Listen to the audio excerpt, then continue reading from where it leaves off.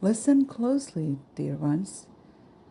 There's an old story that lives in the hands that create from the heart, not in the books.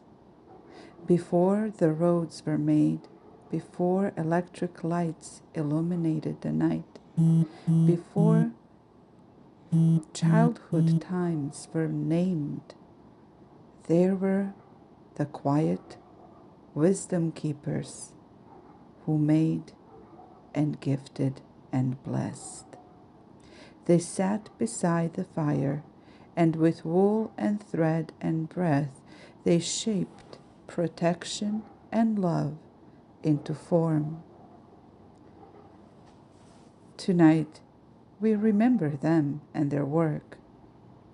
Long ago, in the old villages, across the 7 blue seas and behind 7 misty mountains, when snow rested deep against the wooden thresholds, and the night came early, a child's doll was not considered just a plain toy.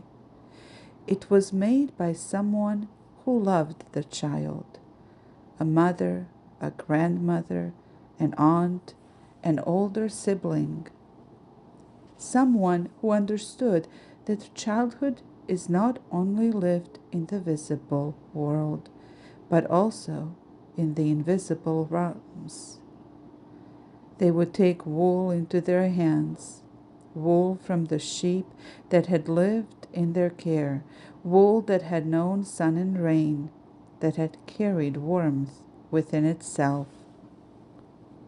And slowly, patiently, they would begin not to manufacture, but to create and bless and empower and protect, because the making of the doll was already part of its purpose.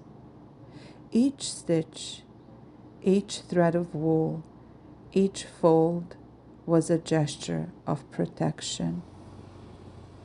Each turn of thread was a quiet promise. You will never walk alone. And there was something they chose very carefully.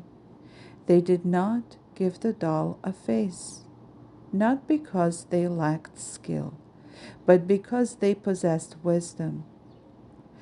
To give the doll a face, they understood, would fix it into one expression, one emotion, one way of being. It would invite an energy of a personality into the doll. But a child is not one thing. A child is in the process of becoming. And so the doll was left faceless so it could become whatever the child needed in any moment of their play. When the child felt joy, the doll could share in the joy. When they felt sorrow, the doll could hold that sorrow. When the child felt brave or needed to start feeling brave, the doll could be their friend, filling them with support and courage. The doll did not tell the child who to be. It made space for the child to discover themselves safely.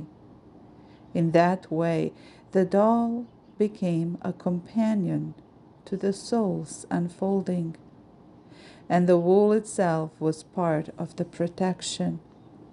For wool is not a passive fiber. It holds memory. It remembers the warmth of the living world. It remembers the hands that shaped it. It remembers the intention placed into it. Because it carries warmth, not only for the body, but for the unseen places of the human being as well as all of the elements of earthly life, the wool was chosen for the making of this special doll. And when a sweater is knit for the doll, as we're doing now, that protection deepens, because now the doll who protects and accompanies the child in their playtime adventure is itself being protected. And this is how care multiplies across generations. The hands that knit today continue to work. They continue the work of hands that lived and worked long before, not through instruction, but through remembering. And somewhere, deep within the child, something ancient organizes and recognizes this work. It recognizes that they belong to a lineage that prepared warmth for them because they knew to ask for it.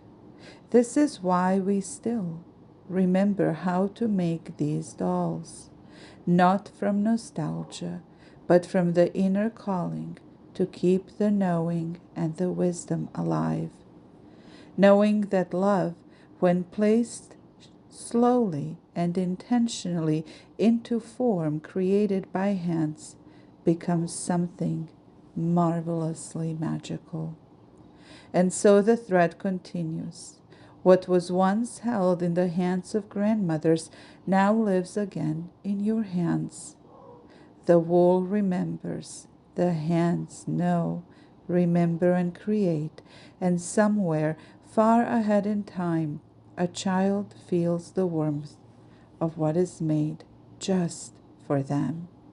And that is how loving protection travels. That is how love learns to remain, and that is how wisdom and knowledge of long ago is kept alive. The old threads of wisdom and knowing are waking up. Do you hear them? See you soon in the realm where fairy tales meet fiber threads at theroseandthebee.org.